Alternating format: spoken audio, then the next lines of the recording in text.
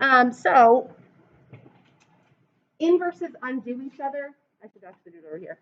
Inverses undo each other. You know, so like the square root, if you square it, just goes away. So this is a base 10 exponent and a base 10 log. So they actually undo each other and you just get 4 as the answer. But I want to kind of prove that to you. So I'm just going to write equals x, right? We're trying to evaluate what this expression is equal to. So I'm just going to write an x over here. Because if I could rewrite this in log form, it would be a little bit easier to figure out what x is. So how would I rewrite this expression in log form? It would be an exponential. I'm converting it into log. So it would be log base 10 of x, right, equals the log of 4. So if I reread this, the base is 10. I'm raising it to the power of log 4, and I get x as an answer. So see how when I rewrite it as a log expression, I actually can evaluate it pretty easily, right? This is log base 10 of 4 sitting on the right-hand side. This is log base 10 of x sitting on the left-hand side. So can you see that x would have to equal 4 because it's both a log? So if you write an exponential expression in log form, it can help you evaluate it. But using inverse properties, the 10 and the log base 10 basically cancel each other out. So the answer is 4. This one, it's a little bit harder to see what's going to cancel it out. So I do have a log base 5 here, and then I have this exponential expression. So if I'm just going to write equals question mark, because there's already an x in the problem, so what is this equal to? So if you're in log form, sometimes if you convert it to exponential form, it'll help you solve the expression. So my base is 5. I'm raising it to what power? And I have to get 25 to the x power. So what does 5 have to be so that it equals 25 to the x power? So what do you think the question mark has to be? There's going to be an x in the answer, right? Because there's an x over here. So part of my expression answer is going to be x, and it's actually just going to be 2x. Because 5 squared would be 25. So if this reduces to 2x, right, 5 to the 2x is the same as 25 to the x. So those are harder because they make you convert between exponents and logs and simplify an expression. So those are more, I'd say, like bonus at this point anyway. Maybe if we have a little bit more practice. All right, so we're going to take a step towards graphing logs, and we're going to start by using the exponential function. Just like when we were graphing inverses of lines, we started with the original function. But now we know that we can actually solve them like algebraically. So we're going to look at y equals 2 to the x, and then we're going to graph what the inverse function would be. So we'll write the inverse function over here. It would just be log base 2 of x, right? 2 to the x and log base 2 of x are inverses of each other. So we're just going to fill out a table of values for the exponential function. So what is 2 to the negative second power? So you flip it over and square it. So 1/4. 2 to the negative first would just be 1/2. Anything to the 0 power is 1. 2 to the first is 2. 2 squared is 4. And 2 cubed is 8. So I'm evaluating 2 to the x. So it says, how will this table help us graph the log function? We could just switch all the x's and y's, right? Switch x comma y to make it y comma x. That's the definition of an inverse. So it says graph 2 to the x and graph its inverse on this grid over here. So I'm just going to graph mine in 2 different colors. So the first one I'll graph in purple. So I've got 1/4, 1/2, 1, 2, 4, 8. So there's my original function 2 to the x. And then I'm going to flip all those points. So if I flip the point, I'd be graphing 1/4, comma, -2. 1/2, comma, -1. 1, comma, 0. 2, 1, 4, 2, and 8, 3. So if you want to make a list of the points, if that's easier for you, those would be the points for log base 2 of x. I just flipped them. So -2, -1, 1, 2, comma 1, 4, comma 2, 8, comma 3.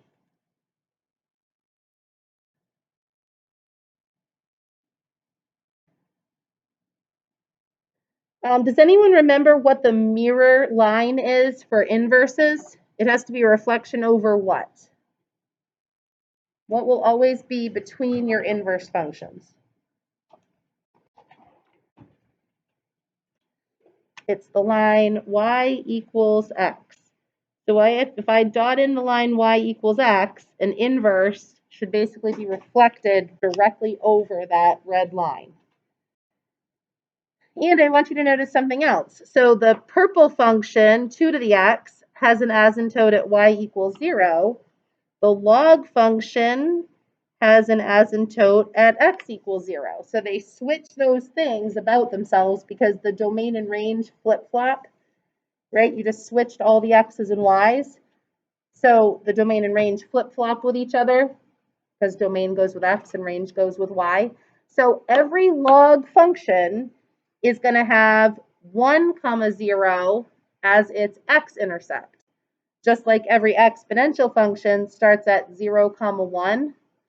And then instead of going, whatever the base is, right, base 2, it goes over 1 up 2. If it's a base 8, it would go over 1 up 8. Those points just get flip-flopped over here. So over 2 up 1. Over 2 up 1 is this point, right? So you're just flip-flopping those couple points. So I just graphed the straight log function, but if you need to do the exponential function first, that's okay. So we're going to do a log 10 graph now. So it says graph log base 10 of x, which is the log x, right? Because you don't need to write base 10, by thinking about the exponential function y equals 10 to the x. And then we're going to answer the questions once we've graphed it about log of x. So let's graph 3 key points on the exponential function. So my 3 key points are at -1, I'm at 1/10. At 0, I'm at 1. And at 1, I'm going to be at 10. So if you just keep those 3 key points centered around the origin, you'll always have the shape of your exponential graph. This is really steep, right? Because it's 1/10, and then it shoots all the way up to 1, comma 10, because it's a big base. So you really only need 3 points to graph a log function. So you'd be at 1/10, comma -1, 1, comma 0, and 10, comma 1.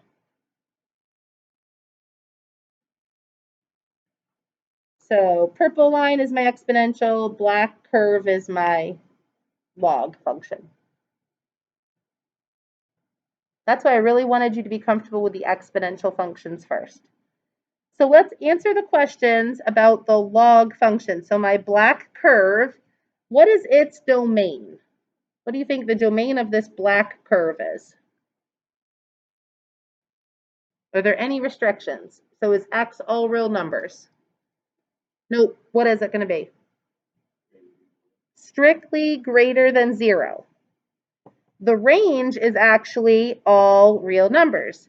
And that's basically a flip-flop from our exponential function, right? This originally had a domain of all real numbers, and the range was y is greater than 0. So those flip-flop for the log graph. The x-intercept is at 1, comma 0. It's still increasing. So as I read it from left to right, it's still going up, right? So it's still increasing. It has an asymptote at x equals 0 this time instead of y equals 0. And it's still continuous. So continuous means that once you start drawing the graph, you never have to pick up your pencil. So remember the rational function, you would have like one curve, you'd have to pick up your pencil, and then you'd have another curve, right? That was not continuous. And another way you can think of continuous, if I just put these 3 dots, but I didn't connect them, that's another discrete graph. Connecting them means that all these other values, right, are possible. And then the inverse function we already said was 10 to the x. Right, f of x equals 10 to the x was the inverse.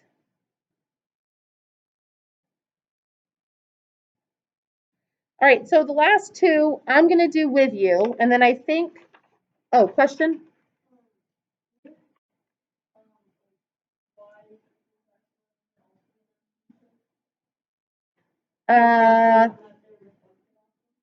So it's actually not considered an asymptote though. So it's considered a line of reflection, but see how this purple curve is not stretching towards y equals x?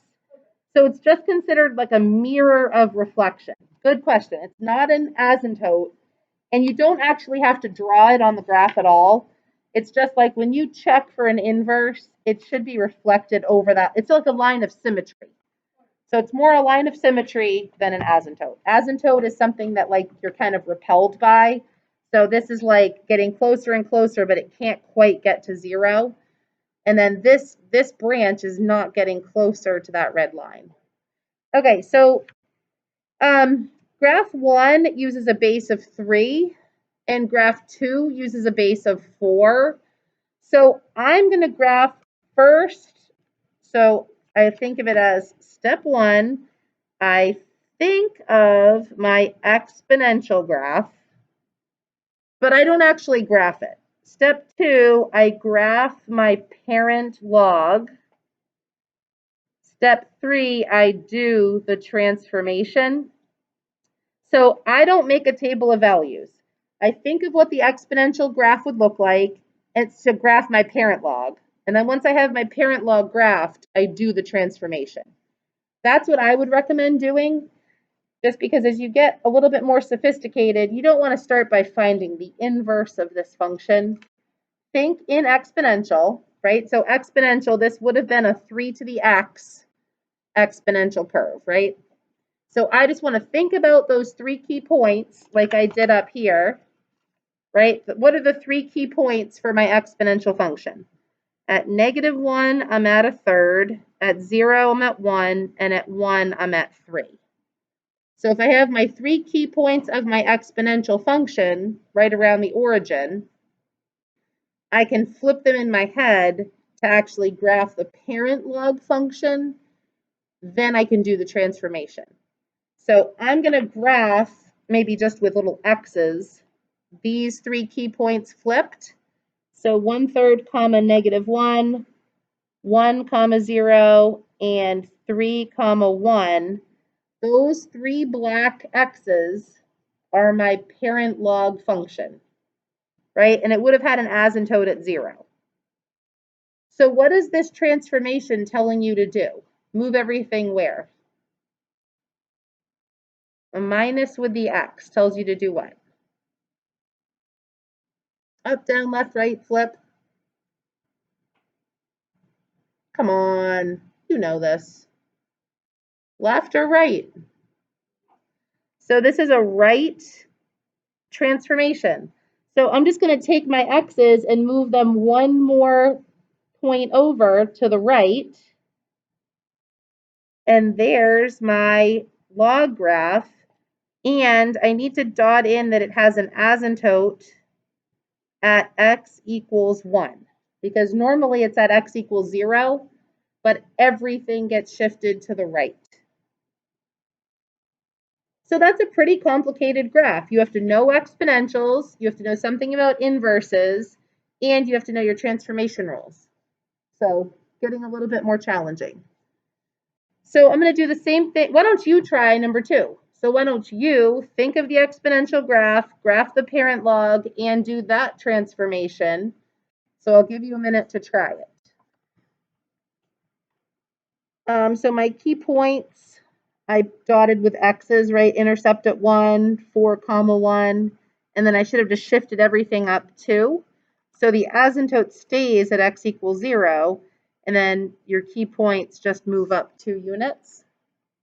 So you can see that as you start changing the base, like a base of 3, a base of 4, a base of 10, right, it does change the shape of your log graph, like skinnier or wider, but it doesn't change where those couple key points are. Like the x-intercept is always going to be at 1, 0. The asymptote's always going to be at x equals 0.